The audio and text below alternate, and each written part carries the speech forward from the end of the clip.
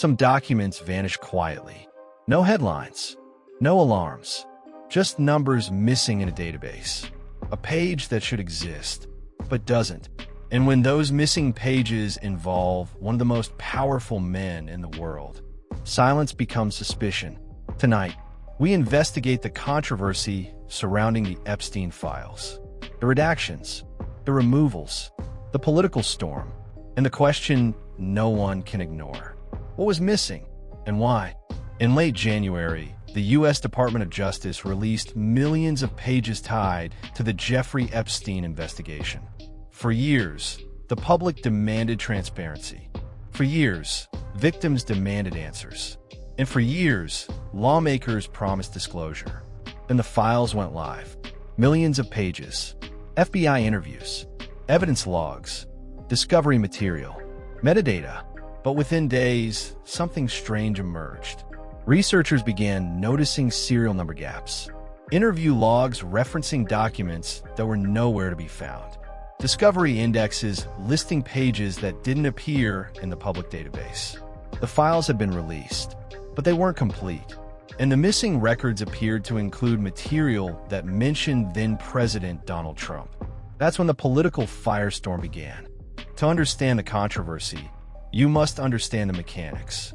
When federal agencies release case files, each document is cataloged, stamped, numbered, indexed. Every interview receives a serial number. Every attachment is logged. Every page is traceable. If page 101 exists, page 102 should follow, unless it was removed. Journalists at NPR began cross-referencing serial numbers from the public database with internal FBI logs and court discovery records. They compared public files, case logs, email metadata, and previously released Maxwell discovery material. The result? Dozens of pages appeared to be cataloged, but not publicly posted. Some gaps were small, others were significant. In one instance, more than 50 pages of interview records appear to be missing. The Justice Department declined to explain the specific discrepancies on the record. Instead, officials stated that unpublished documents may be privileged, duplicative, or tied to ongoing investigations. But the missing serial numbers remained, and so did the questions. The issue quickly moved from newsroom analysis to Capitol Hill. Representative Robert Garcia, ranking member of the House Oversight Committee, stated that after reviewing internal logs, it appeared the DOJ may have withheld FBI interview material. Oversight Democrats announced a parallel inquiry into the department's handling of the release. At the same time, the White House defended its record. A spokesperson stated that President Trump had been totally exonerated in matters relating to Epstein.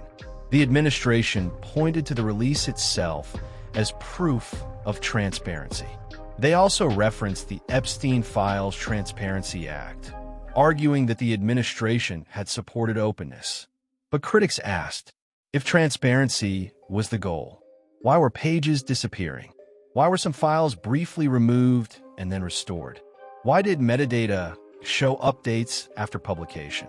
The Justice Department responded that certain files had been temporarily taken offline after being flagged by victims or their counsel for additional review.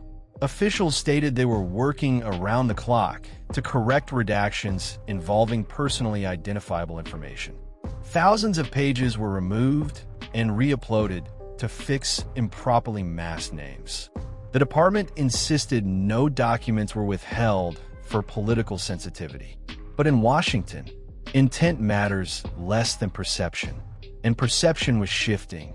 Many of the discrepancies were discovered by comparing the Epstein database to discovery materials released in the prosecution of Ghislaine Maxwell. Maxwell, Epstein's longtime associate, was convicted of sex trafficking and sentenced to 20 years in federal prison. During her criminal trial, defense teams received extensive discovery logs. Those logs listed non-testifying witness materials, serial reports, interview summaries. When journalists cross-referenced those logs with the public Epstein release, mismatches appeared. Documents listed in Maxwell discovery did not appear online. Some interviews were partially available. Others were absent entirely. One interview was briefly removed from the public site after publication and later restored. Another remained offline. The DOJ stated removals occurred only after victim-related concerns were raised. But for critics, the pattern fueled suspicion, because the controversy wasn't just about names. It was about process. Was the release chaotic or controlled? Was it rushed or selective? Then came the turning point. Investigators identified 3 separate serial numbering systems: FBI case stamps, database identifiers, and internal discovery references. Across those systems, certain numbers aligned, but the documents did not. That meant the files likely existed. They had been cataloged, they had been processed, but they were not visible to the public. In total, analysts estimated roughly 53 pages of interview-related material were unaccounted for in one grouping alone. The Justice Department did not confirm that number, nor deny it directly. Instead, officials reiterated that some materials may be duplicates or protected. But here's what made the issue explosive. The missing pages were tied to interviews conducted years earlier.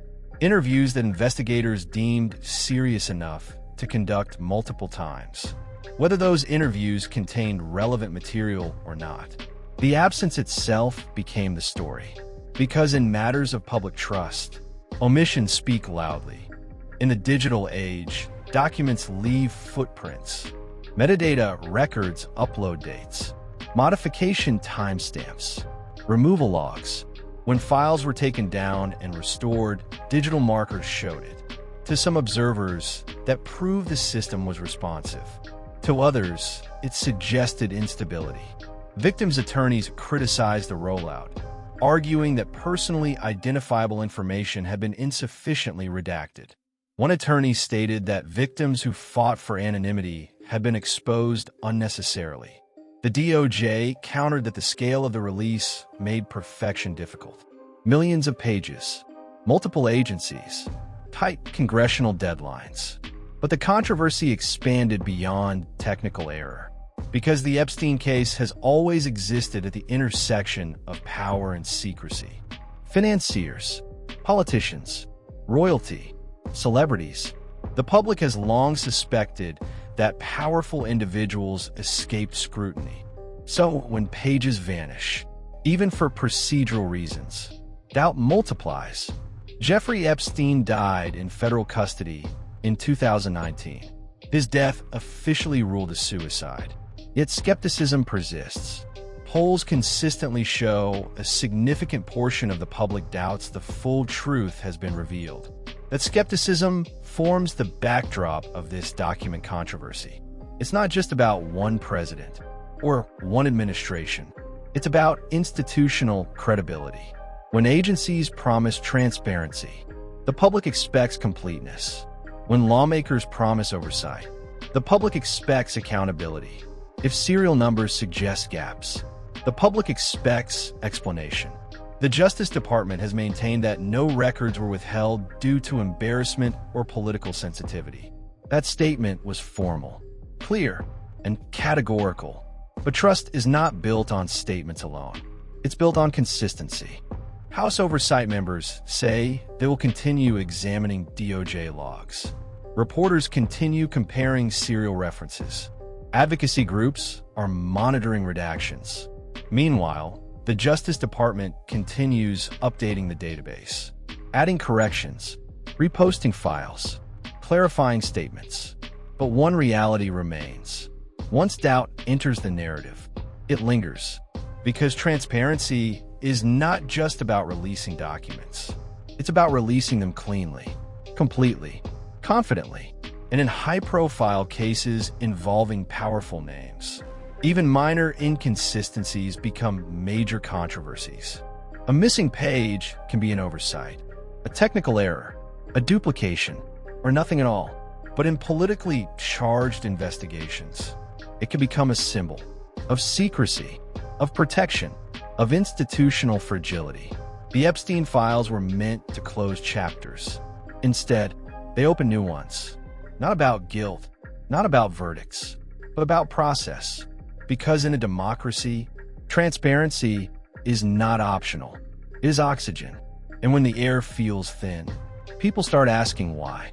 If you believe public records must be complete, if you believe institutions must earn trust, stay informed, follow the documents, ask questions, because sometimes the most important story isn't what's written on the page, it's what isn't.